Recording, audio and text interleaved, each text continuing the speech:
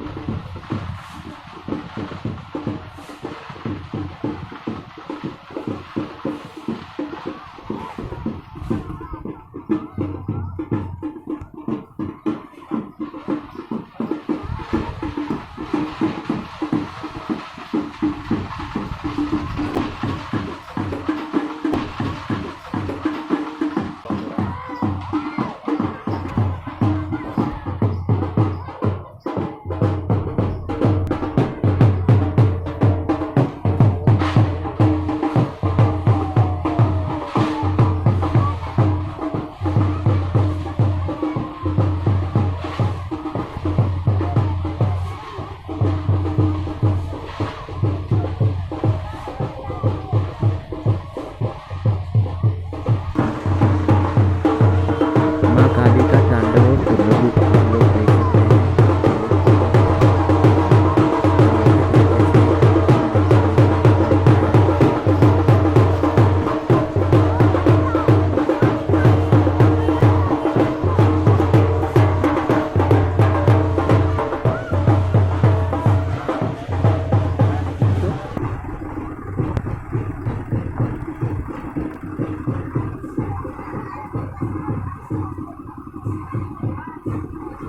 दुर्गा विसर्जन में सभी लोग इसमें शामिल हैं। बुजुर्ग, औरत, बच्चे सभी लोग उत्साह और उल्लास के साथ ये त्यौहार मनाते हैं।